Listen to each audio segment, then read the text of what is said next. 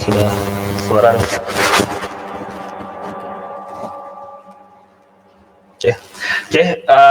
Saya ulangi sedikit ya, mungkin tadi ada sedikit kendala masalah teknis mengenai suara. Mata kuliah Audit Sistem Informasi ini merupakan mata kuliah untuk mahasiswa Prodi Sistem Informasi semester 7 ya. Jadi selamat bergabung adik-adik semua di mata kuliah Audit Sistem Informasi. Materi hari ini kita fokus pada materi pertama ya, materi awal, yaitu kita pengantar untuk Audit Sistem Informasi. Nah, yang menjadi pertanyaan dasar itu adalah apa itu audit gitu. Kita sering mendengar kata audit. Audit ini mungkin salah satu kata yang mungkin bisa dikatakan saat ini populer ya. Jadi kita pernah mendengar atau sering mendengar istilah audit KPK gitu, audit keuangan, ya, audit mutu. Nah, apa itu pengertian dari audit? Nah, kalau pengertian dasarnya, kata-kata audit ini merupakan rujukan kata dari memeriksa. Jadi audit itu adalah memeriksa. Nah, audit ini harus ada standarnya, sehingga yang diperiksa itu mendapatkan poin tertentu gitu. Jadi ketika kita memeriksa, kita harus ada standar auditnya nih untuk pada standar sampai level mana. Kalau itu tidak tercapai, berarti ada sedikit temuan untuk audit.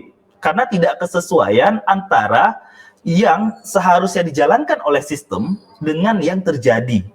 Ya, dengan kebutuhan organisasi, yang diinginkan organisasi sama yang diberikan oleh sistem itu tidak berbanding lurus, sehingga ada temuan dari sisi audit gitu. Nah, kenapa audit itu harus dilakukan?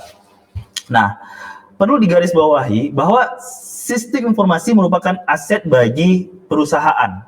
Ya, kita nggak bisa pungkiri lagi bahwa sekarang ini sistem informasi itu mendukung semuanya, mulai dari pengambilan keputusan perusahaan, ya, data-data atau file perusahaan, ya, bahkan bisa dikatakan sebagai pendukung utama perusahaan sekarang adalah sistem informasi.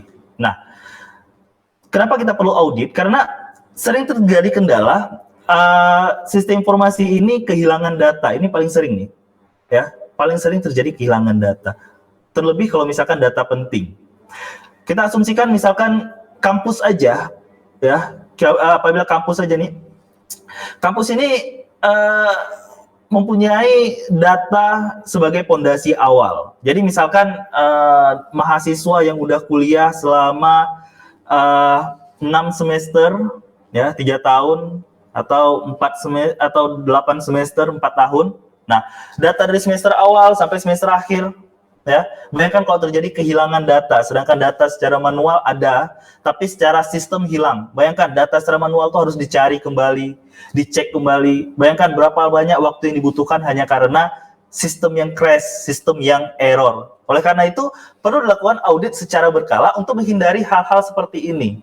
Jadi, jangan sampai terjadi kesalahan dulu, jangan sampai terjadi kerusakan dulu, baru nanti dilakukan audit. Oleh karena itu, kita akan belajar nanti bagaimana cara melakukan audit berkala terhadap sistem untuk menghindari hal-hal seperti ini terjadi.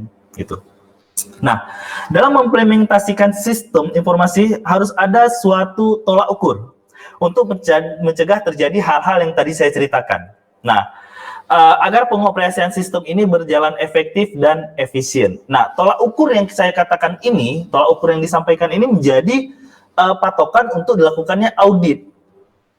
Jadi audit itu nggak ujuk-ujuk terjadi gitu. Jadi audit itu harus ada sesuatu tolak ukur atau tahapan-tahapan untuk dikatakan bagus atau dikatakan baik, ya.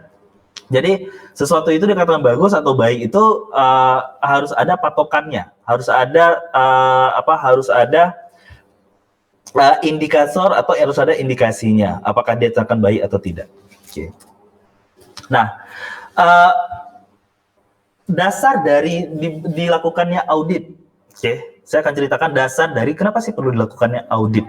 Nah, perusahaan itu punya sistem informasi dan ada pihak manajemen perusahaan, gitu. Poin pentingnya, sistem informasi ini harus mendukung kinerja perusahaan.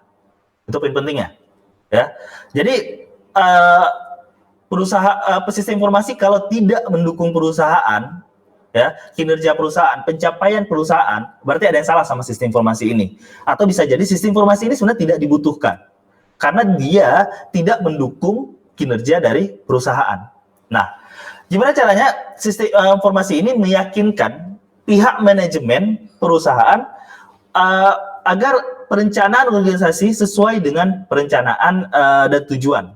Nah, jika tidak sesuai sama perencanaan tujuan, maka maka perlu dilakukan audit sebagai wujud dari pengukuran sistem informasi tersebut.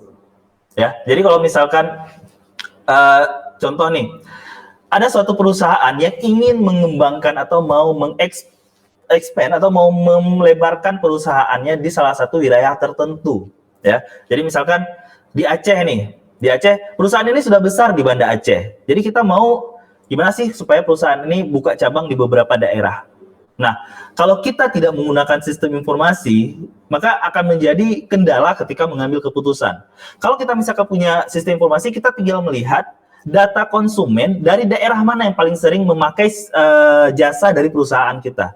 Oh, ternyata konsumen yang sering menggunakan jasa perusahaan kita tuh berasal dari wilayah barat selatan atau berasal dari wilayah timur. Nah, ini menjadi rujukan, ini menjadi menjadi patokan untuk mengambil keputusan, ya, untuk mengembangkan perusahaan menjadi lebih besar. Nah, jadi tidak ujuk-ujuk jadi gitu. Nah, data yang tadi mendukung perusahaan itu harus bisa sampai ke pengambilan keputusan perusahaan untuk mengembangkan. Atau bisa juga ternyata selama ini dari konsumen yang menginginkan dari produk perusahaan yang tidak ada, misalkan konsumen menginginkan produk perusahaan bersifat A, B, C, tapi perusahaan tidak ada, tapi permintaan konsumen ada.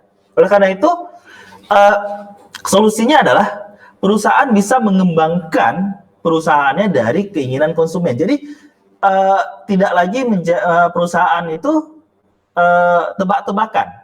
Kan seringnya perusahaan tuh, oh kira-kira apa sih yang diinginkan oleh konsumen? Oh kita buat ini, ya.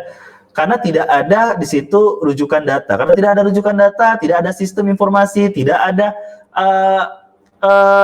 indikasi untuk mengambil. Jadi sering sekali perusahaan itu salah mengambil keputusan, gitu, ya. Oleh karena itu sistem yang bagus mendukung kinerja perusahaan dan sistem yang bagus itu melalui proses audit secara berkala. Nah, ada beberapa definisi audit dari para ahli. Yang terkenal itu ada dua. Yang pertama dari Alvin E. Rance dan James. Dia mengatakan audit ialah pengumpulan dan evaluasi terhadap bukti untuk menentukan derajat kesesuaian antara informasi dan cerita yang telah ditetapkan. Ya, ada satu lagi yang lebih terkenal dan mungkin lebih familiar di beberapa buku tentang audit sistem informasi dari Ron Weber. Audit ialah proses mengumpulkan dan mengevaluasi fakta untuk memutuskan apakah sistem komputer yang merupakan aset bagi perusahaan yang terlindungi, integritas data terpelihara sesuai dengan tujuan organisasi untuk mencapai efektivitas dan efisien dalam penggunaan sumber daya. Nah, berdasarkan definisi dari Ron Weber ini, ada beberapa poin penting yang bisa kita ambil. Poin pertama adalah bahwa sistem komputer atau sistem informasi merupakan aset bagi perusahaan. Itu penting, ya. Jadi sistem informasi yang baik itu adalah aset. Datanya itu harus benar-benar terlindungi, ya. Oleh karena itu banyak perusahaan-perusahaan besar tuh mau melakukan investasi besar-besaran di bagian sistem informasi, ya. Jadi untuk sistem informasi, untuk komputerisasi, untuk keamanan data, untuk security, mereka mau investasi besar-besaran. Kenapa? Karena ini merupakan aset perusahaan. Sekarang, yang menjadi aset perusahaan itu adalah data. Berapa banyak perusahaan itu mau melakukan proses jual beli hanya karena dasar dia mempunyai data. Ya, seperti kita sama-sama mengetahui beberapa waktu lalu, gimana WhatsApp diakuisisi oleh Facebook, yang dibeli oleh Facebook adalah data. Jadi WhatsApp itu menjual data yang ada, data pelanggan, data konsumen WhatsApp selama ini dijual dan itu bernilai tinggi, ya. Kenapa? Karena untuk mengumpulkan data itu sulit, ya. Jadi data merupakan aset penting untuk perusahaan. Nah, bagaimana integritas data terpelihara dan sesuai dengan tujuan organisasi? Ini versi dari Ron Weber. ya. Dan sebenarnya tidak hanya perusahaan yang berbasis terkomputerisasi aja, ya. Saya informasikan sedikit bahwa saat ini, ya, bidang kesehatan rumah sakit itu sangat-sangat tergantung sama data pasien, ya, sangat-sangat tergantung dengan data rekam medis untuk pengambilan keputusan. Untuk apa? Untuk menghindari namanya seperti malpraktek atau kesalahan pengambilan keputusan, apakah pasien harus dioperasi atau tidak, ya. Jadi sistem rekam medis ini sudah mengetahui bahwa si pasien sudah berapa tahun mengidap penyakit, sudah berobat kemana aja, terus sudah pernah mengonsumsi obat apa saja, sehingga dokter bisa mengambil keputusan. Bayangkan kalau data ini hilang. Ada satu rumah sakit yang sudah beroperasi selama puluhan tahun, sudah mempunyai rekam medis pasien yang sangat banyak. Ini berarti rumah sakit sudah sangat-sangat luar biasa, ya. Terlebih dibandingkan dengan pasien yang tidak mempunyai sistem, terlebih daripada rumah sakit yang tidak mempunyai sistem rekam medis untuk pasiennya, ya. Jadi untuk data pasien untuk rekam medis ini sangat penting. Oleh karena itu pihak rumah sakit atau perusahaan melakukan audit secara berkala untuk sistem yang ada digunakan di perusahaan tersebut. Nah, apa tujuan dari dilakukan audit sistem informasi? Jadi audit itu tidak hanya sekedar formalitas, ya, tidak hanya formalitas, ya. Bahkan kalau misalkan saya buang dari sistem informasi, ya, misalkan ini kan tadi mata kuliah audit sistem informasi, kita buang sistem informasi, audit, ya, tanpa sistem informasi audit, ya, sebuah perusahaan pun harus melakukan audit secara berkala yang dilakukan oleh pihak ketiga yang bersifat independen. Kenapa? Untuk melangsungkan keberlangsungan dari perusahaan itu sendiri agar menjadi lebih baik. Kenapa? Karena dengan dilakukannya audit secara berkala, kita tahu kelemahan, kekurangan dari perusahaan tersebut, sehingga sebelum terjadi kesalahan yang dilakukan perusahaan tersebut menjadi lebih besar, sudah bisa dilakukan penanganan sejak dini. Itu perlunya audit secara berkala. Oleh karena itu, perusahaan, kampus juga seperti itu. Poin dari akreditasi kampus sebenarnya. Kampus lakukan akreditasi misalkan per 5 tahun, ya. Per 5 tahun kampus lakukan akreditasi, sebenarnya audit terhadap kampus tersebut. Sedangkan kewajiban kampus untuk melakukan audit internal itu per tahun, ya, per tahun atau per semester mereka melakukan audit internal. Sedangkan akreditasi mereka melakukan audit per 5 tahun. Nah, tujuannya adalah untuk melakukan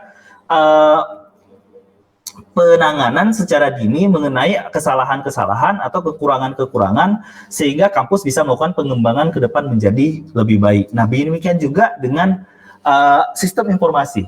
Dengan adanya audit sistem informasi, ya, audit sistem ke depan menjadi lebih baik sesuai sama kebutuhan penggunaan user untuk memenuhi tujuan dari perusahaan. Kalau perusahaan bersifat bisnis, untuk memenuhi kepuasan konsumen. Kalau perusahaan itu bersifat non bisnis, misalkan kedinasan, ya, untuk keberlangsungan atau untuk memudahkan kinerja dari pegawai yang menjadi user dari sistem tersebut atau sistem informasi ini. Oke. Saya membagi tujuan dari audit sistem informasi ini menjadi 5 poin, ya. Ada yang pertama, pengamanan aset, menjaga integritas data, efektivitas sistem, lalu ada efisiensi sistem, dan ada juga sebagai nilai ekonomis. Oke, saya akan membahas ini satu persatu dalam tahap atau dalam bab tujuan audit sistem informasi. Oke. Untuk semua peserta, ya, untuk semua peserta dan audiens di rumah, ya, kita akan kembali lagi setelah beberapa pariwara berikut ini. Oke.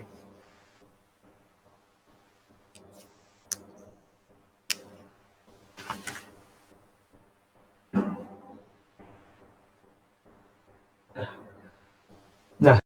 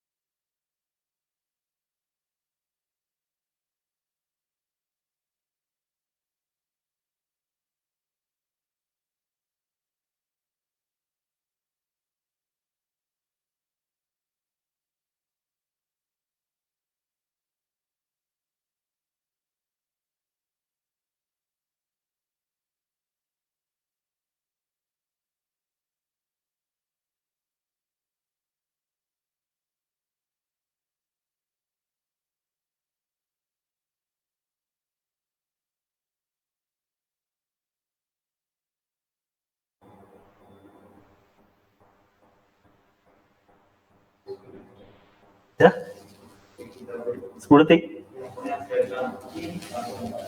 Oke.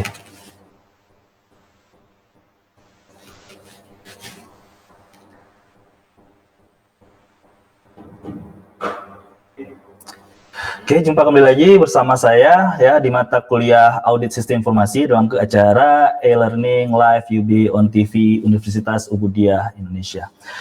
Kita sudah masuk ke sesi kedua ya. Jadi tadi kita udah pengantar tentang audit itu apa ya, menjelaskan tentang audit sistem informasi pentingnya untuk apa dan kenapa perlu ada audit sistem informasi. Di sesi ini ya kita menjelaskan tentang tujuan audit sistem informasi. Saya juga udah jelaskan tadi ada 5 dari audit sistem informasi. Yang pertama ini adalah fokus pada pengamanan aset. Ya, saya sudah katakan tadi bahwa sistem yang baik itu harus menjaga aset berupa file perusahaan. Ya, jadi tujuan melakukan audit itu adalah untuk menjaga aset-aset tadi supaya tidak hilang, ya, tidak istilahnya keamanannya dari segi sistemnya terjaga, ya. Dan satu lagi, dalam proses audit ya wajib dilakukan backup berkala dan pelaporan dalam setiap tahapnya. Tujuannya supaya pihak perusahaan mengetahui data apa yang dimiliki perusahaan dan data apa yang tidak dimiliki oleh perusahaan. Nah, fokus pada pengamanan aset tidak hanya file, itu bisa berupa software dan bisa berupa hardware. Nah, pengamanan aset hardware juga harus terdata dengan baik dan oleh menggunakan sistem informasi yang baik juga. Nah, tujuan audit sistem informasi yang kedua yaitu menjaga integritas data. Ya, selain pengamanan aset juga melakukan integritas data. Jika integritas data tidak terpelihara, maka suatu perusahaan tidak akan lagi memiliki hasil atau laporan yang benar, bahkan perusahaan dapat menderita kerugian. Nah, apalagi jika ini perusahaan berbasis keuangan ya, keuangan ini sangat penting ya, sehingga kalau tidak maka hitung-hitungannya salah, proses perhitungannya salah, jadi perusahaan akan bisa mengalami kerugian ya, bahkan bisa dikatakan banyak terjadi kendala, banyak terjadi temuan-temuan ya, banyak terjadi temuan-temuan. Perusahaan sebenarnya tidak mengalami kerugian berkala, tapi sistem mengatakan perusahaan mengalami kerugian. Jadi tidak balance antara informasi yang diberikan sistem sama pendapatan real dari perusahaan. Nah, ini mengatakan bahwa tidak balance, tidak benar antara data yang dimiliki perusahaan sama pelaporan perusahaan. Atau bisa juga misalkan dalam lingkup kampus dicatatkan dalam data kita siswa mahasiswa aktif jumlahnya sekian, di kelas mahasiswa yang ikut belajar sekian. Jadi tidak balance, tidak seimbang atau tidak benar. Ya, terjadi kesalahan antara jumlah yang di sistem sama jumlah real. Nah, ini sebenarnya tidak bagus dan tidak baik. Sehingga seolah-olah sistem tidak bermanfaat atau sistem tidak dapat digunakan. Oleh karena itu, kita penting sekali untuk melihat data real dari perusahaan. Nah, setiap step, setiap tahapan, setiap jangkauan untuk mendapatkan data real itu harus dimasukkan ke dalam sistem. Dan sistem yang baik bisa melakukan hitung-hitungan, bisa melakukan korelasi yang baik mengenai data real yang dimiliki oleh perusahaan. Jadi, agak aneh ketika dikatakan bahwa oh jumlah siswa aktif di prodi A jumlahnya sekian, tapi begitu kita lihat di kelas jumlahnya tidak sesuai. Atau bisa jadi jumlah lulusan dari prodi A itu jumlahnya sekian. Begitu kita lihat jumlah lulusan yang sebenarnya mahasiswa aktifnya itu jumlahnya tidak sinkron. Nah, ini bisa menjadi kendala juga, ya. Jadi semua perusahaan itu yang baik ketika dilakukan audit tujuannya adalah mensinkronkan data antara data yang real dengan data yang sebenarnya di sistem, sehingga proses perusahaan yang berjalan secara real dengan data yang dimiliki oleh sistem itu sinkron, itu benar, ya. Oke, poin yang ketiga tujuan melakukan audit adalah melakukan efektivitas sistem. Efektivitas sistem informasi perusahaan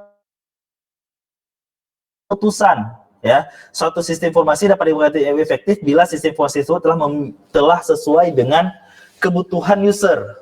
Nah, jadi apabila perusahaan memiliki sistem informasi, pikirkan juga apa kebutuhan user, ya. Jangan ada sistem sudah dipakai, tapi begitu user ingin melakukan sesuatu, sistem tidak mampu, sehingga user melakukannya secara manual. Sistem jalan terus, user juga melakukan secara manual. Ketika dilakukan, kenapa prosesnya nggak benar? Kenapa datanya nggak sinkron? Ternyata apa yang diinginkan oleh user, sistem tidak mampu untuk melakukan itu. Gitu. Jadi sebaiknya perusahaan memikirkan dulu apa kebutuhan oleh user, ya, sehingga user sangat terbantu dengan adanya sistem yang diterapkan di perusahaan. Adanya sistem bahwa user berdasarkan job desk dari sistem. Oleh karena itu, setiap perusahaan itu biasa per divisinya punya sistem informasi tersendiri, ya. Divisi A, B, dan C itu pakai sistemnya masing-masing. Nah, contoh misalkan kayak di kampus Universitas Subudaya Indonesia ini, untuk bagian akademik kita memakai sistem informasi akademik, untuk memakai perpustakaan kita pakai sistem informasi perpustakaan. Nah, ada perbedaan sistem informasi ini mengenai kebutuhan user. Kalau user butuhnya untuk data mahasiswa, dia bisa pakai Siakat. Nah, untuk dosen juga ada. Dosen pakai, misalkan dosen memiliki sistem informasi e-learning sendiri misalkan. Kenapa? Kebutuhan dosen sebagai user adalah bisa berinteraksi dengan mahasiswa, dan mahasiswa yang ingin untuk mengumpulkan bahan kuliah, bahan presentasi, ya, itu tinggal ada dalam satu sistem, tinggal masuk aja dalam sistem e-learning Ubudiyah dan semuanya tersampaikan. Jadi kebutuhan dari si dosen, kebutuhan dari mahasiswa itu tersampaikan dalam satu sistem. Nah, ini menjadi poin atau proses dari sistem yang baik. Nah, kebutuhannya tersampaikan, kecuali misalkan nih dosen ingin memberikan nilai kepada mahasiswa. Jadi supaya lebih efektif nilainya masukkan ke dalam sistem, terus sistem akan menginformasikan kepada mahasiswa ini efektif. Tapi misalkan dosen menginginkan itu, tapi sistem belum mampu untuk melakukan itu. Oleh itu melakukan audit mengenai apakah itu dibutuhkan, apakah ini diizinkan secara kehukumnya, apakah ini boleh. Maka kalau ini lanjut dilakukan audit, maka akan ada pengembangan sistem. Nah, jadi fokus terhadap kebutuhan user itu sangat penting. Ya, kenapa? Karena mau nggak mau memang user inilah yang akan memakai sistem. Oleh karena itu sistem yang bagus itu, sistem yang baik itu memang betul-betul sangat memikirkan apa kebutuhan user, dan user sangat nyaman dengan menggunakan sistem itu. Tapi kalau ada beberapa sistem yang user sendiri kayak saya nggak mampu pakai sistemnya, atau saya kayak repot pakai sistem. Nah, kalau udah keluar kata repot menggunakan sistem, itu ada dua masalah itu. Bisa jadi masalahnya ada di sisi user atau masalahnya di sisi sistem. Nah, kalau masalah di sisi sistem, nah perlu lakukan audit. Kalau masalah di sisi user, nah gimana caranya sistem bisa juga memenuhi kebutuhan user. Nah, jadi kalau misalkan usernya ini bermasalah dalam artian tidak mampu melakukan memakai sistem, mungkin kita bisa melakukan BIMTEK secara berkala. Nah, BIMTEK ini masuk dalam kategori audit juga, ya. Jadi kita melakukan BIMTEK untuk bimbingan teknis, untuk user, bla bla bla bla.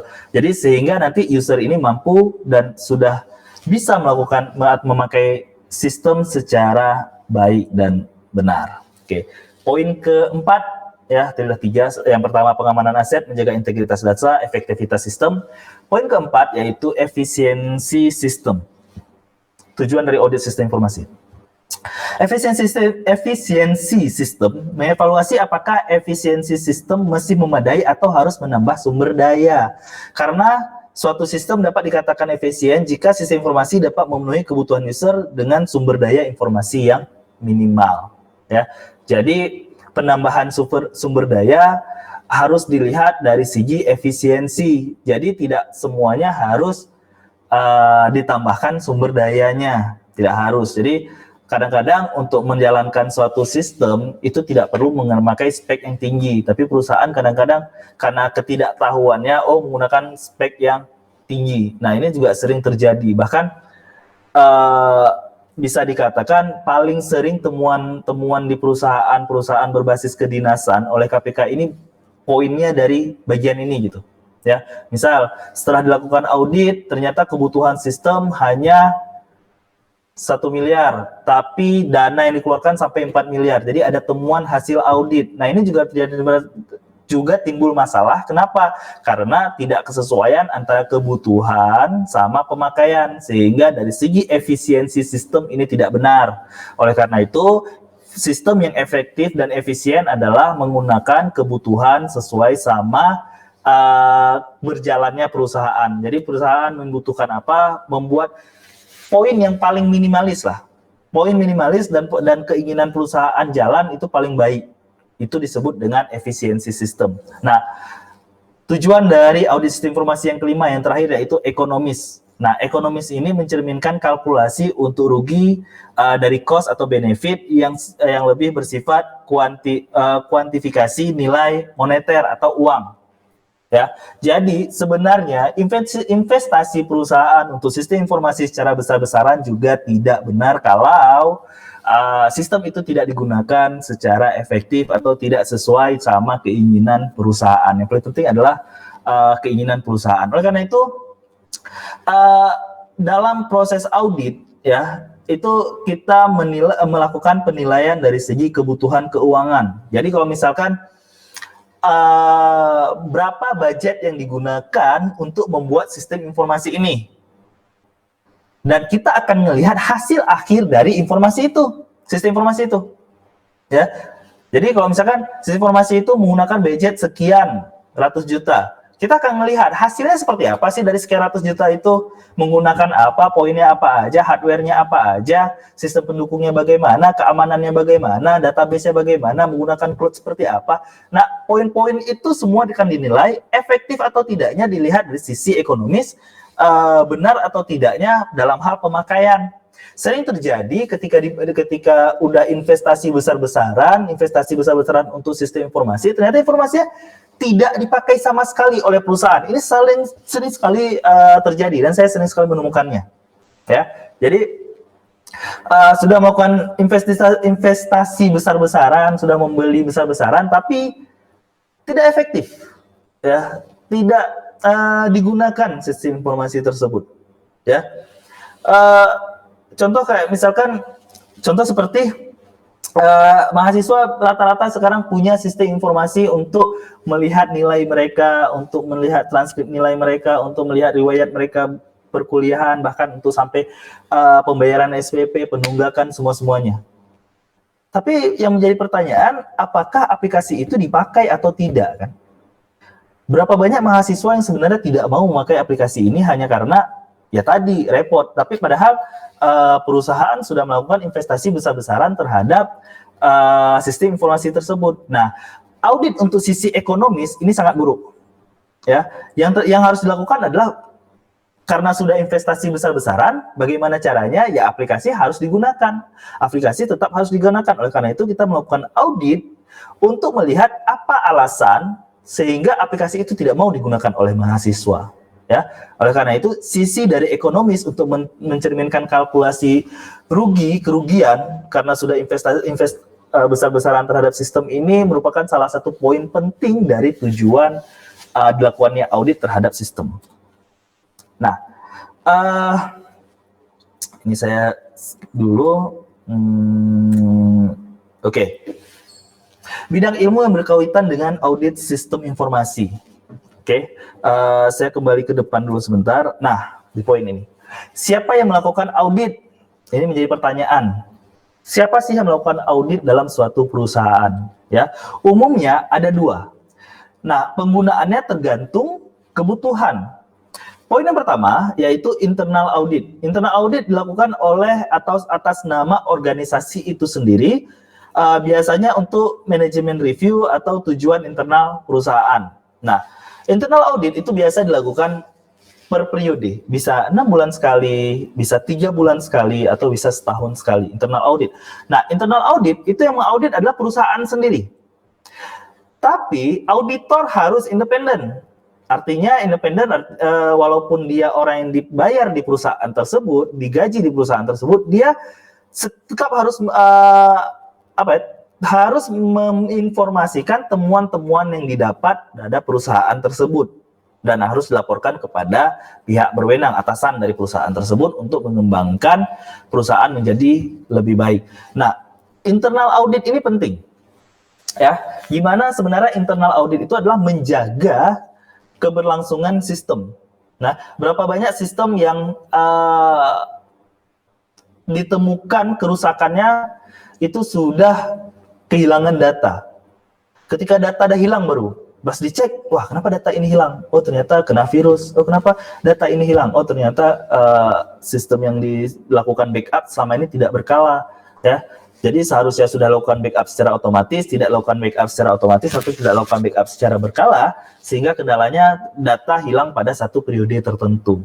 Nah, audit internal biasa dilakukan untuk sistem informasi adalah bagian ICT kampus itu tersendiri, atau bagian dari IT perusahaan itu sendiri. Ya, lakukan audit internal. Yang kedua, ada audit eksternal. Dia dilakukan oleh pihak yang memiliki terhadap perusahaan, misalkan perusahaan A, pemilik sahamnya atau investornya, ya, itu melakukan termasuk audit eksternal. Atau misalkan kampus, ya, kampus itu yang melakukan audit. Kalau eksternal siapa? Misalkan pihak yayasan. Pihak yayasan merupakan audit eksternal karena dia tidak bagian dari kampus, walaupun dia melakukan, sebenarnya mereka bagian kampus secara umum, tapi secara khusus dia disebut bagian audit eksternal. Nah, dan bisa juga dilakukan oleh pihak independen luar perusahaan atau pihak ketiga yang melakukan, yang sudah tersertifikasi. Ini jauh lebih baik, ya. Jadi kalau misalnya bilang mana yang lebih baik, apakah audit eksternal atau audit internal? Yang paling bagus adalah audit eksternal yang sudah tersertifikasi, perusahaan pihak ketiga yang sudah tersertifikasi. Kenapa? Karena mereka biasanya lebih jujur, lebih real, ya, dan juga biasa lebih independen, artinya tidak terikat atau kanan dari pihak manapun. Jadi laporan mereka itu biasanya lebih murni, ya, karena dilakukan oleh pihak ketiga. Ini biasanya agak berbeda laporan apabila dilakukan oleh audit internal sama audit eksternal. Oke. Jadi kalau misalkan dibilang mana yang lebih baik, tergantung kebutuhan, ya. Tergantung kebutuhan, apakah yang dibutuhkan adalah audit internal atau yang dibutuhkan adalah audit eksternal. Tapi kalau misalkan yang wajib dilakukan itu, dua-duanya sih sebenarnya wajib, tapi yang paling wajib dilakukan adalah audit eksternal. Dan biasa audit eksternal ini sudah ada ketetapannya, Bahkan bisa saya katakan sebenarnya kayak akreditasi kampus itu adalah audit eksternal sebenarnya, dilakukan oleh pihak ketiga yang independen dan mereka melakukan penilaian terhadap kampus gitu. Nah, kita punya perpustakaan misalkan. Perpustakaan ini kadang-kadang juga ada, kan kita sudah melakukan akreditasi untuk perusahaan perpustakaan untuk Universitas Budaya Indonesia, dan perpustakaan Universitas Indonesia kan sudah mendapatkan akreditasi A. Nah, orang yang melakukan penilaian untuk akreditasi itu adalah pihak ketiga yang independen, tidak ada tekanan, ya, dan mereka murni, ya, bersikap murni, daripada apabila yang melakukan audit adalah pihak internal, walaupun mungkin hasilnya sedikit berbeda, tapi yang eksternal jauh lebih baik. Tapi kembali ke poin yang saya bilang tadi, tergantung kebutuhan dan juga tergantung budget perusahaan. Karena biasanya kalau audit eksternal pihak ketiga yang dilakukan oleh luar perusahaan yang tersertifikasi itu biasa memiliki biaya yang lebih besar harus dikeluarkan oleh perusahaan. Oke. Untuk melakukan audit, ada beberapa bidang ilmu yang berkaitan dengan audit sistem informasi. Saya merangkum di sini ada 5, ya. Ada 5 poin penting yang harus dimiliki untuk proses audit sistem informasi. Yang pertama disebut dengan traditional auditing, yaitu pengetahuan dan pengalaman teknik dalam hal pengendalian internal sistem. Ini maksudnya adalah apabila kita melakukan audit sistem informasi, ya, kita juga harus memiliki keilmuan tentang traditional auditing, melakukan analisa, ya. Kita bisa melihat kebutuhan dari sistem, lalu kita melakukan analisa kebutuhannya, kita lakukan ketidaksesuaiannya antara keinginan dari perusahaan yang seharusnya dilakukan sistem tidak sesuai, dan juga alangkah lebih baiknya ketika kita memiliki pengalaman-pengalaman mengenai teknik internal dari suatu sistem, gitu. Poin kedua yang harus dimiliki adalah information system management, sistem informasi manajemen, ya. Jadi dalam konteks sistem informasi manajemen ini bidang ilmu yang sangat-sangat berkaitan sebenarnya dengan audit. Kenapa saya bilang sangat-sangat berkaitan? Oleh karena itu, kalau misalkan bagi mahasiswa, mata kuliah audit sistem informasi ini adanya di semester ke-7, Ya, kenapa?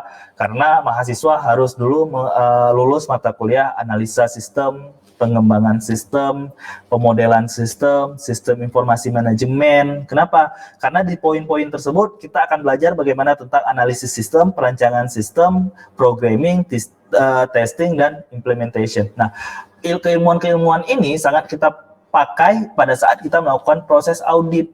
Jadi nggak mungkin kita melakukan audit sistem informasi kalau kita nggak punya basic keilmuan tentang analisa sistem, tentang merancang sistem sampai pada programming sistem.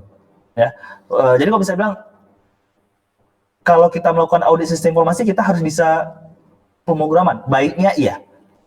Dan lebih penting lagi kalau kalian mempunyai keilmuan tentang menganalisa dan merancang sistem.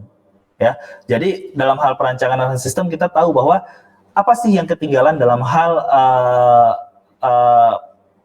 proses audit sistem informasi. Jadi ketika kita audit, kita tahu bahwa ada step-step yang miss atau step-step yang hilang atau step-step yang sepertinya tidak dilakukan oleh pihak-pihak yang merancang sistem, pihak-pihak terdahulu yang merancang sistem atau pihak-pihak terdahulu yang membuat sistem ini ada poin yang tidak dilakukan. Jadi kalau kita mempunyai keilmuan di bidang analisa sistem dan perancangan sistem, kita jauh lebih baik ketika melakukan audit sistem informasi. Nah, keilmuan yang ketiga yang harus diiringi dalam hal melakukan audit sistem informasi yaitu computer science, ilmu komputer. Nah, computer science di sini adalah kemampuan berbasis komputer yang dapat digunakan untuk efektivitas dan efisiensi dari sistem tersebut. Jadi misalkan kalau kita mempunyai keilmuan di bidang komputer dan kita mengikuti step by step dari perkembangan ilmu komputer, kita lebih gampang ketika kita melakukan analisa tentang sistem e-commerce misalkan, atau sistem berbasis bisnis. Jadi kita sebagai auditor atau audit sistem informasi, kita tuh lebih gampang memberikan saran, memberikan masukan, atau melakukan analisa, karena bisa dikatakan sebenarnya audit ini proses mencari-cari kesalahan sebenarnya. Tapi kesalahan yang benar-benar dilakukan oleh sistem. Nah, kalau kita mempunyai keilmuan di bidang computer science atau ilmu komputer, kita akan lebih gampang, kita lebih mudah untuk memberikan informasi atau memberikan saran bagaimana pengembangan dari ilmu ini ke depannya. Oleh karena itu, seorang auditor sebutan untuk melakukan audit, seorang auditor untuk sistem informasi itu melakukan basic atau memberikan perkembangan dari keilmuan computer science yang dia miliki. Dan ini sebenarnya bisa dikatakan wajib dimiliki, harus dimiliki. Ya, kenapa? Karena setiap kali dia melakukan pengembangan sistem informasi itu harus dalam konsep kekinian. Kekinian itu adalah memang pada saat itu teknologi yang dipakai pada saat lakukan pengembangan. Sering terjadi kita mau melakukan pengembangan untuk sistem informasi, kita lakukan audit bla bla bla bla, sudah kita lakukan, begitu kita lakukan pengembangan ternyata muncul satu teknologi terbarukan.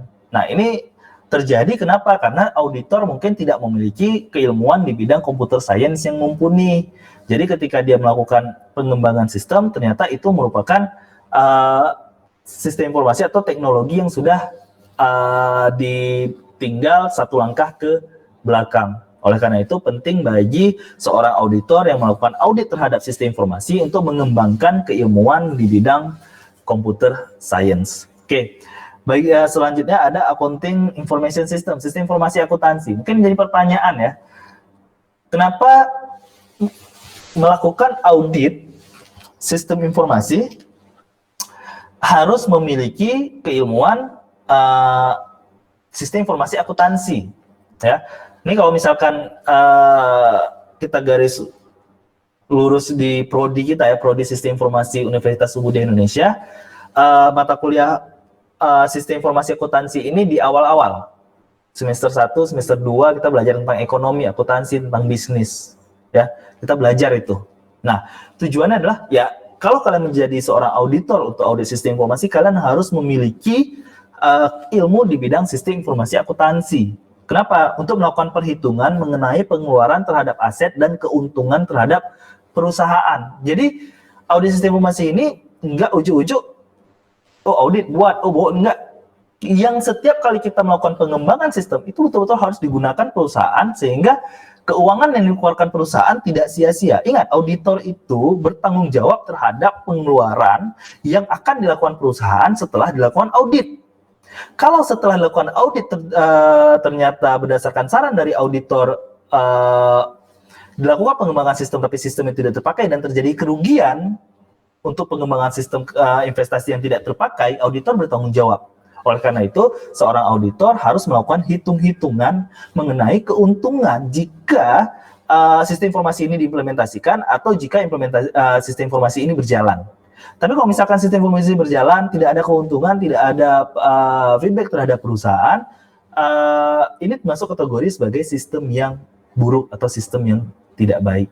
Ya, oleh karena itu, auditor harus memiliki keilmuan di bidang sistem informasi akuntansi untuk melakukan perhitungan pengeluaran keuntungan. Ini seperti saya ceritakan di awal tadi mengenai tujuan dilakukan audit kan untuk menilai sistem ekonomis dari sistem ini. Ya, sisi ekonomisnya bagaimana dari sistem yang akan dilakukan. Nah, bagaimana seorang auditor bisa melihat sisi ekonomisnya kalau dia tidak punya keilmuan di bidang sistem informasi akuntansi. Memang tidak perlu besar keilmuan yang dimiliki di bidang ini, tapi dia mempunyai basic untuk melakukan perhitungan investasi sistem informasi yang akan dilakukan oleh perusahaan. Oke, poin yang terakhir, ke bidang ilmu yang berkaitan dengan audit sistem informasi disebut dengan behavioral science, ya, yaitu perilaku organisasi terhadap sistem atau perilaku user. Poin yang ingin saya sampaikan di sini adalah sering sekali sistem yang diterapkan tidak menarik minat user. Kenapa? Karena user seringkali berpikiran bahwa lebih gampang kalau ini manual. Sering sekali udah ada sistem informasi keuangan, ya, sistem keuangannya udah bagus, tapi seorang akuntan sering juga menggunakan hitung-hitungan secara manual. Kenapa? Karena bagi dia sistem ini kurang, sistem ini tidak baik, itu ya. Jadi karena sistem ini dianggap merepotkan dalam sisi pemakaian, ya. Jadi pola atau tikah pengguna user itu diperhatikan, ya. Jadi kalau bisa memang kadang-kadang kita berpikir bahwa wah, user ini banyak maunya ini, maunya itu, tapi sebenarnya itu adalah yang dia butuhkan. Dan seorang auditor harus belajar untuk memahami maunya user, bagaimana perilaku user terhadap sistem. Apakah dia tertarik menggunakan sistem? Dan ini bukan hanya dari segi kemudahan user, tapi dari segi juga tampilan, dari kemudahan sistem, tapi juga dari tampilan sistem. Sistem informasi yang ditampilkan itu seperti apa sih? Sistem informasi yang ditawarkan seperti apa sih? Kira-kira begitu dia melihat sekali, dia tertarik nggak? Kadang-kadang pernah terjadi kejadian pas dilihat, wah ternyata lebih gampang kalau manual. Ternyata lebih gampang kalau tidak menggunakan sistem. Kenapa? Sistem justru merepotkan. Ada beberapa poin ketika di suatu perusahaan, ini bersifat organisasi, perusahaan itu kerjasama, justru dengan adanya sistem menghambat kerjasama mereka. Wah, dengan adanya sistem nih kerjasama kita jadi semakin lambat, kerjasama kita semakin sulit. Nah, oleh karena itu kita nggak usah gunakan sistem. Yang salah bukan perilaku dari orangnya, tapi sistemnya tidak memahami perilaku dari user. Oleh karena itu sistem harus memahami perilaku dari user. Oke. Ada beberapa poin yang harus dimiliki oleh auditor, ya.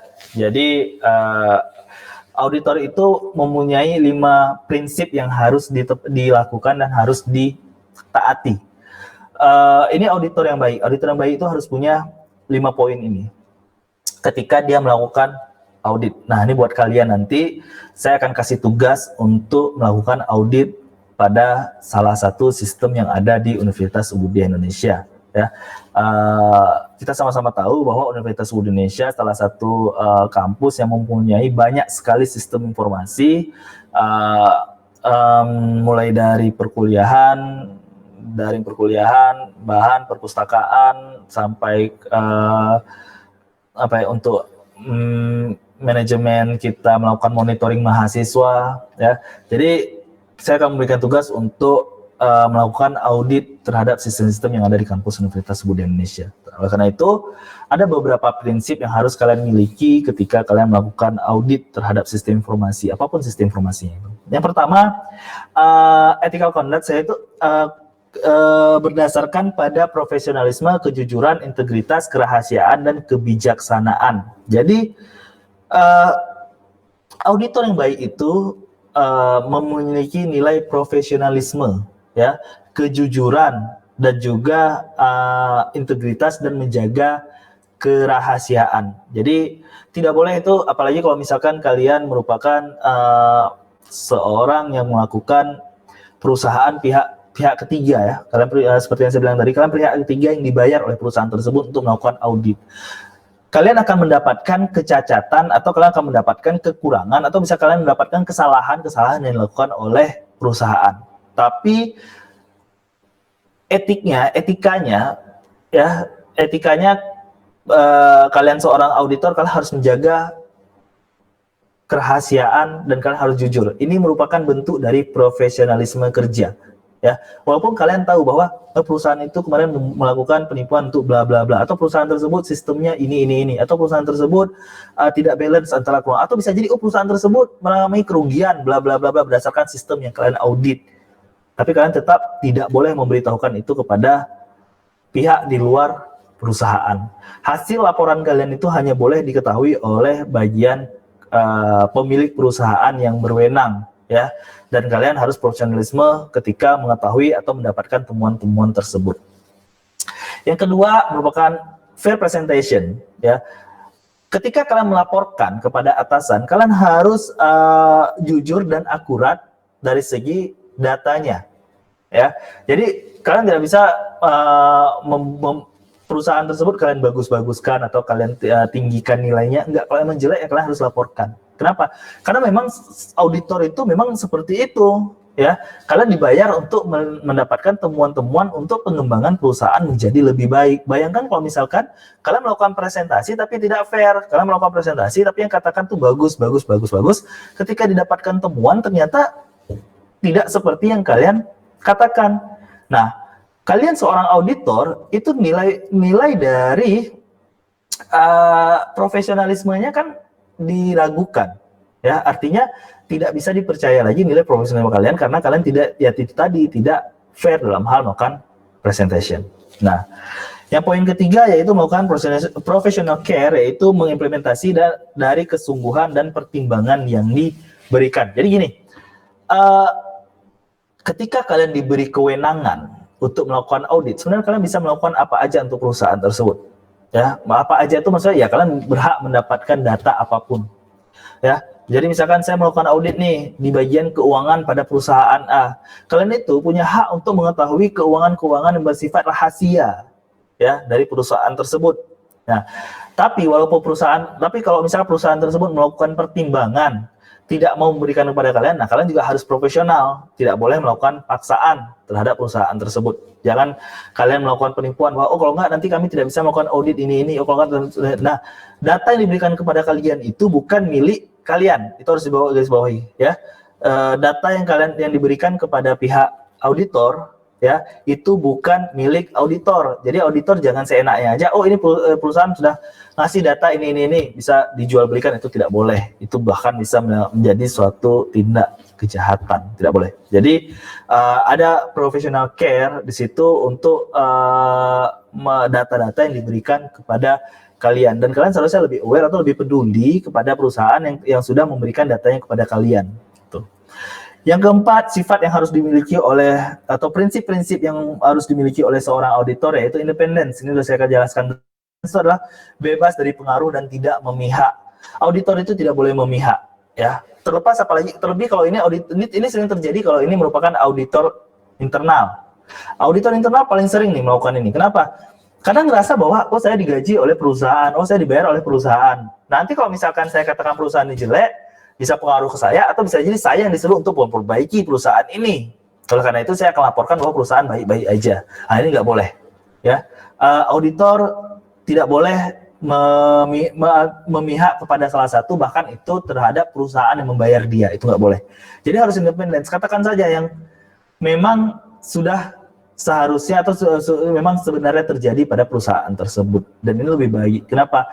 Karena perusahaan akan melakukan pertimbangan-pertimbangan mengenai pengembangan perusahaan ini ke depannya bagaimana. Poin terakhir, ya,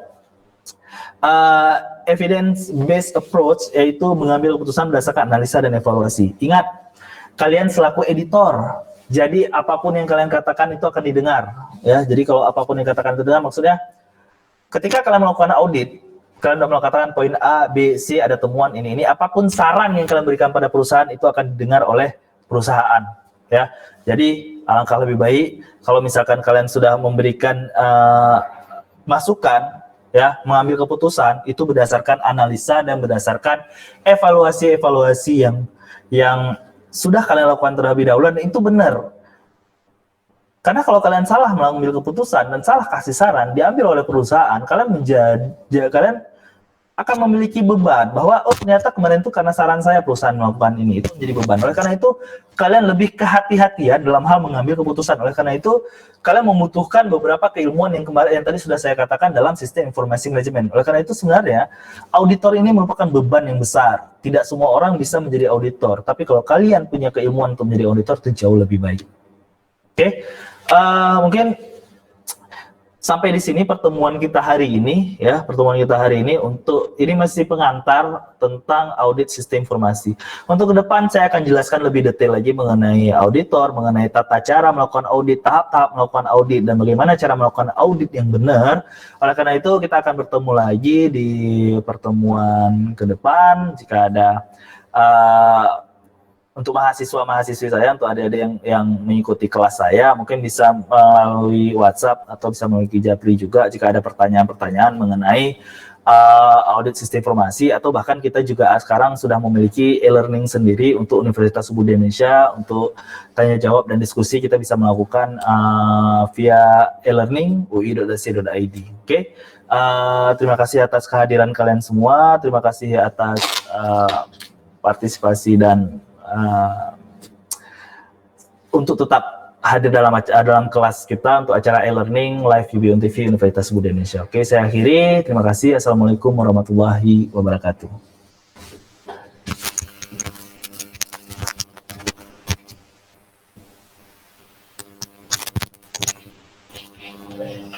Pas. Karena ini kan dalam pas masuk azan. Pas kan ini. Oh, iya.